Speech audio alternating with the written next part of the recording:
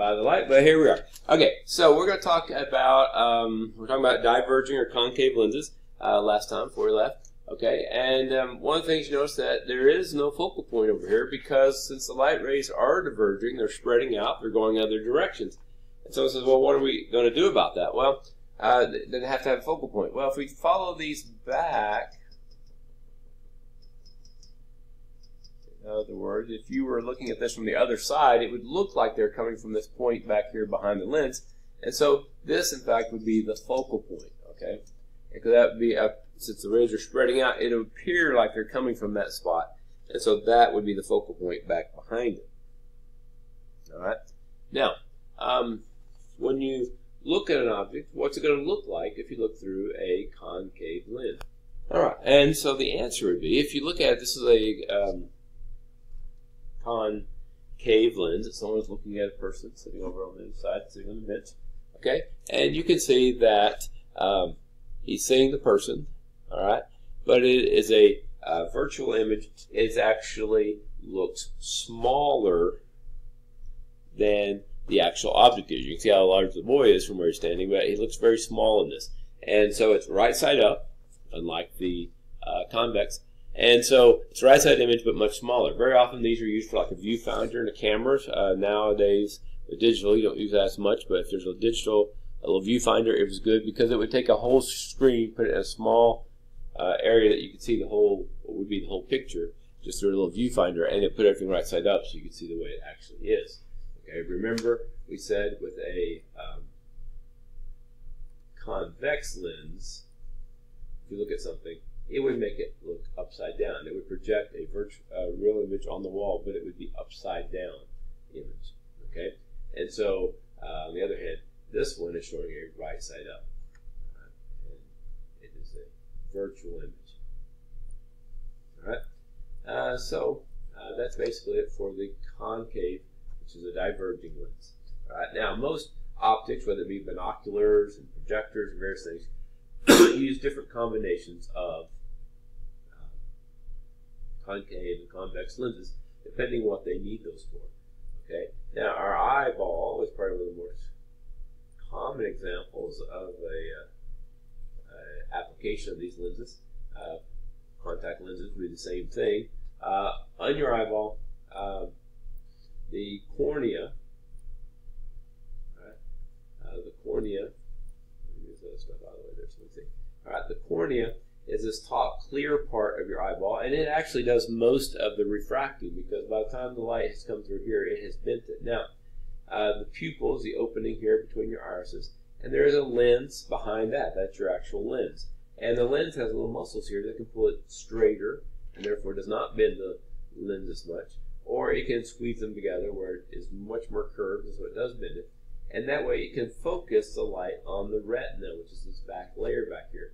This is the layer that has the rods and cones we talked about last time, last chapter, that distinguish red, green, and blue, and use those different receptors to interpret what color the light is for you. Okay. Then the retina actually processes a lot of the images and fills it in, and then it sends it to your optic nerve, which is right here at the back, sometimes called the blind spot because there's no retina right there. And it goes back to your brain, okay? And then the brain processes what you're seeing. Now, as you get older, a lot of times the lens up here cannot squeeze as small as it should and stretch like it should. And so it's difficult to focus. And this is why you see older people trying to pull things out at arm length and trying to read it because their lens will no longer focus, so they have to try to move the paper out to an area where it will focus for them.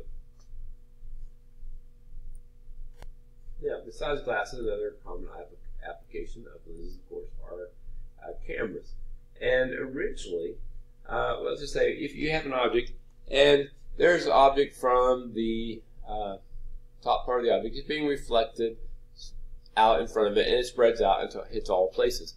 There's also light being reflected from other parts of the object, and that's why if you just put an object and then look at the wall over here, even though there's light from this object hitting the wall, you're having light from each part of the object reflecting and hitting the wall, so it doesn't make a particular picture. Well, the first type of camera that came up with is the one here, and basically, you're saying here, this is a pinhole camera because you have a very small hole inside a box, and basically now only one light ray from, for example, the bottom here is able to come through, and it would come up and hit up here. So you have one place only. And the light from here can come and hit down here, and from the middle can go in there. From here we go and hit up in here. From here we go and hit down here. And so now there's only one place that light can enter, and since only one ray of light from each part of the object can enter, it actually makes an image of the object on the other side. That does it upside down. Okay. Now the problem with pinhole cameras was you'd have to put your negative here, and you'd have to let it sit there for a long time. And they didn't have negatives like I say we have today, but I guess we don't really use negatives as much. But they had very primitive paper that would be sensitive to light, and you had to leave it there a while for it to make an impression on that paper. And so it was okay for a vase of flowers, for example. They're just going to sit there. But if you're trying to take a picture of a person, they would have to sit there for a long time. And one of the reasons you always see people serious in the old pictures, some said, well, because it was a serious occasion for them, a big deal to have this picture, and they didn't think it was appropriate to laugh, but also it was easier to maintain a serious face for the long enough time for it to make this image than when you were trying to smile, for example. It's harder to keep that smile on there without moving, and then you get a blurred face. So that's the pinhole camera. Now, using lenses, much better, because the convex lens will focus all the different rays coming off of this part, and they will focus it back into one spot. Here, same thing, and all the different parts will focus it. It focuses light on there, a lot more of the light, all the different rays of the light coming from that part of the object, and therefore you have a lot higher concentration of light. It didn't take as long to take the picture, and therefore you didn't have to worry about being blurred images, and you just actually take a picture of people as it was happening. And that's why these were called snapshots, because they were snapped. They happened really quick compared to just snap, just like that, compared to having to sit here and let it focus. Now, they also got better and better negatives and things that would develop the light quicker, so it didn't take very long, and eventually you could have higher speed photography. And so that's why they are called snapshots, and that's kind of how the camera developed, among other things. Now, your camera depends upon the lens and it's properly focusing things. Unfortunately, that does not always happen. There are some various defects in the lens. If the lens is not correctly smooth and ground as it should be, then you have different kind of defects. And one of the defects shown here is spherical. Okay, if it's not spherical, if it's not ground right and evenly all the way around, when the light rays come in, instead of coming to a nice sharp focus, then they're all hitting at different spots. Okay, and so a lot of times this would cause a very blurry image. A very famous example was the Hubble Space Telescope. Okay, Hubble was going to be a really big deal because we could actually put a telescope out into space. So one, we're that much closer. We don't have the distortions of light coming through the light's atmosphere that sometimes cause problems. We don't have the light pollution from cities nearby and stuff like that make it difficult to see light from stars, distant galaxies and stuff. So if we put the Hubble in orbit around the Earth, then it would have a clearer view to all those things. And so that was going to be a really big thing. Unfortunately, once they got out there, someone had made some of the measurements wrong, and in fact, it gave blurry images. Okay, and so that had to be fixed. The good news is they were able to adjust it and use other lenses to help, a combination of lenses in front of it to kind of refocus this light and get a nice sharp image. And the Hubble Space Telescope has, in fact, given us some very incredible images. Another way that this sometimes works is if you put a diaphragm or something that blocks more of the light here and only lets a little bit toward the middle through, then it will also help get a better focus. Okay, and basically this is kind of what we do when we squint. We're closing our eyes a little bit so that we can close down our pupils, close down a little bit, and so it lets less light through, and you get less spherical aberrations, and also we'll talk about chromatic aberrations in a minute. But when your pupils are smaller, you have less of those, and it makes your vision sharper. So squinting is your way of kind of trying to adjust for that and allow things to focus better. Okay, it's still not as good as glasses, of course, or contacts, but it at least is a way to work on that and to help that. Okay, so that's one type of aberrations or problems that you can have with the lens, and that is spherical.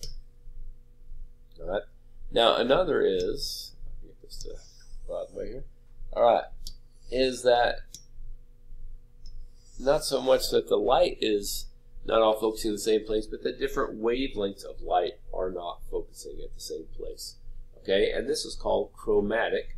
Chromatic, chrome means color. Chromosomes, when they first stained cells, they saw little colored bodies when they stained them, and they took up the stains, so they're colored bodies, chromosome. Kodachrome is the first color film they had. So these are chromatic aberrations. Okay.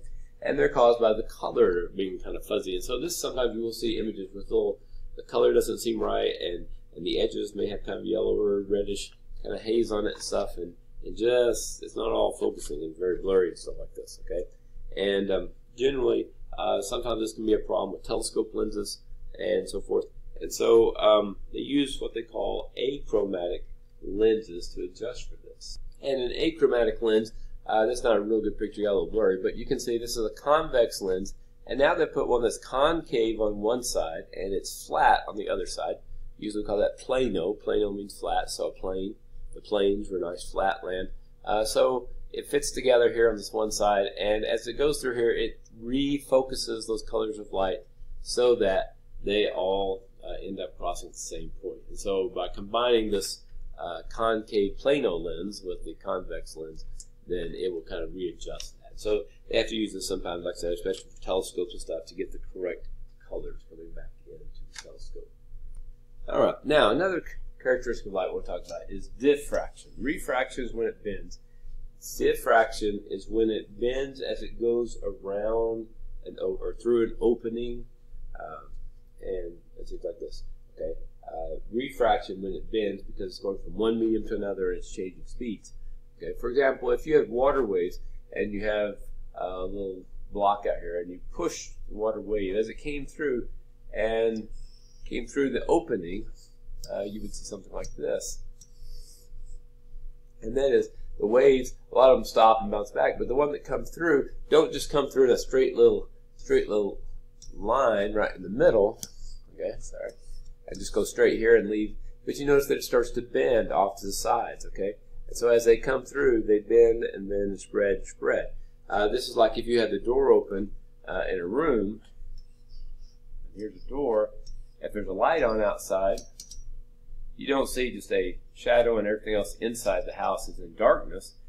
The light spreads out in the room, and the whole room is lighted somewhat, okay? Not full light, but at least it has some light. And that's because the light diffracts, or goes around, spreads out as it bends, all right? Now, it turns out that not all light rays diffract the same, okay? And so, for example, if you have short wavelengths of light, they're very close together, they do not bend very much. And if you put an object blocking their way, then they do not come back together once they get on the other side. Whereas, example, long wavelengths, such as here, will eventually diffuse so much that in a way it becomes a solid wave again, and on the other side you might have equal light almost behind it. Whereas if you have short wavelengths, it's almost like a big shadow, a block, boom, there's just nothing behind it. Now, this is also true of AM and FM waves, which are not light rays, but same thing. FM is high frequency. And so if something's blocking your signal, like a building, a large building or something like that, the FM waves do not bend around it very well. And so sometimes AM radio, which has the bigger waves here, has bigger waves, and so wavelengths, and so low frequency, bigger wavelengths, and they actually bend around objects better. And so sometimes in town, downtown and cities and stuff like that, you can actually get better reception for AM because it travels around buildings and so forth better. FM, on the other hand, usually a more powerful signal, and you can get it longer. If objects get in the way, it can actually block the signal worse because they don't diffract around objects as well. All right. Now, another application of that having to do with light, a lot of times microscopes will use bluish colored lights because they're the higher frequency, and therefore they make it easier to see smaller objects.